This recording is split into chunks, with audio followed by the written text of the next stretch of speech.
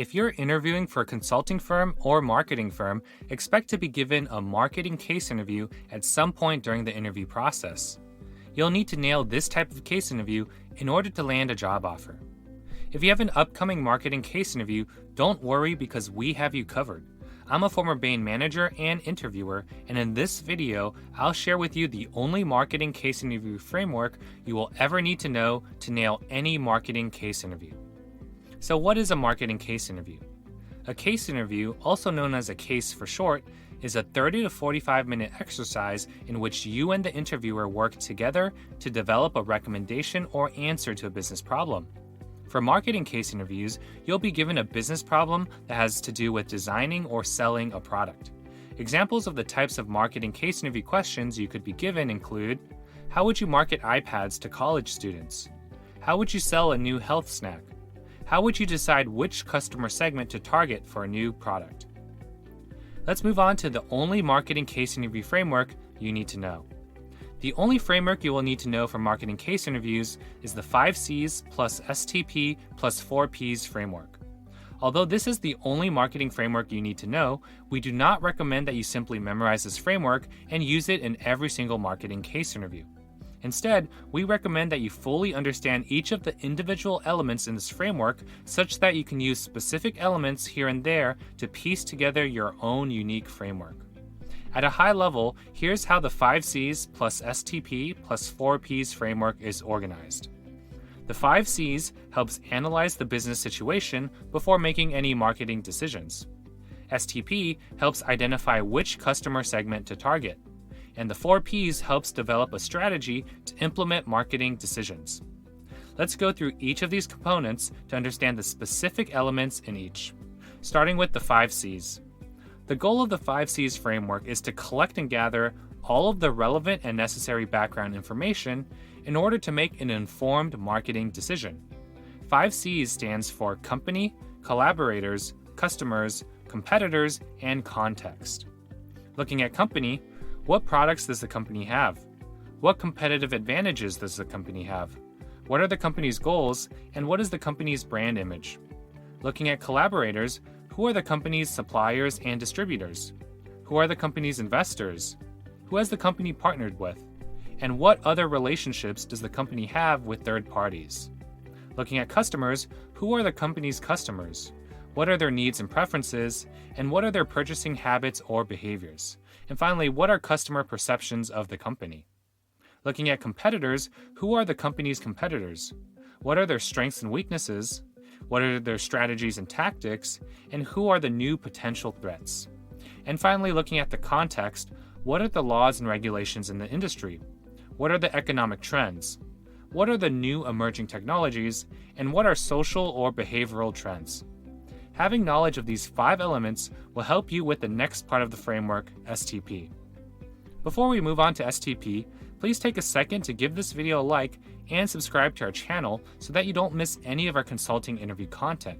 You'll not only get good karma for your upcoming interviews, but you'll also be helping support our small YouTube channel. Let's move on to STP. The goal of STP is to help you identify which customer segment to target or focus on. There are 3 steps to STP: segmentation, targeting, and positioning. Segmentation. The first step is to understand how the market is segmented. Customers have a wide variety of needs and preferences. Therefore, a broad marketing strategy targeting every customer will not be as effective as a tailored marketing strategy focused on a specific customer segment. You will need to decide which type of segmentation makes the most sense for your product. You can segment customers on needs, use cases, or various demographics such as age, geography, income, lifestyle, and attitudes. At the end of this step, you should have a list of the different customer segments. Targeting. The next step is to evaluate the attractiveness of each segment and choose a target segment to focus on. There are many different factors to consider when selecting a target segment. Which segment is the largest? Which is growing the quickest? Which segment is the most profitable? Which segment is the most accessible? Which segment is the best fit for your product? Which segment has the potential for the most improvement? Or which segment is the most influenced by marketing? Once you have selected a customer segment to focus on, you can move on to the next step, developing a positioning statement. Positioning. In this final step, you will determine how to position and communicate the product to potential customers. Your positioning and communication of the product should be tailored to the specific needs and preferences of the customer segment you have decided to focus on. In determining how to position the product, ask yourself the following questions. What makes this customer segment different from others? What does this customer segment value? What are the attitudes or beliefs of this customer segment? Below are a few examples of positioning statements from well-known companies. Amazon. For customers who want to purchase a wide variety of products online, Amazon offers a one-stop shopping experience. Apple. For technology users who want a seamless experience, Apple leads the industry with the most innovative and easy-to-use products. Disney. For consumers looking for unique entertainment, Disney provides magical memories and experiences. Having a positioning statement will help you decide the best way to market the product. To do that, you will move on to the next framework, the 4 Ps. The 4 Ps. The goal of the 4 Ps is to develop an actionable strategy to market the product to the targeted customer segment. 4 Ps stands for product, place, promotion, and price. Product. If there are multiple products or different versions of a product, you will need to decide which product to market.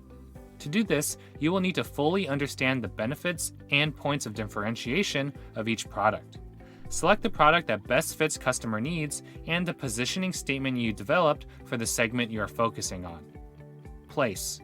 You will need to decide where the product will be sold to customers. Different customer segments have different purchasing habits and behaviors. Therefore, some distribution channels will be more effective than others. Should the product be sold directly to the customer online? Should the product be sold in the company's stores? Or should the product be sold through retail partners instead? Promotion. You will need to decide how to spread information about the product to customers. Different customer segments have different media consumption habits and preferences. Therefore, some promotional strategies will be more effective than others. Promotional techniques and strategies include advertising, social media marketing, email marketing, search engine marketing, video marketing, and public relations. Select the strategies and techniques that will be the most effective. And finally, price. You will need to decide how to price the product. Pricing is important because it determines the profits and the quantity of units sold. Pricing can also communicate information on the quality or value of the product.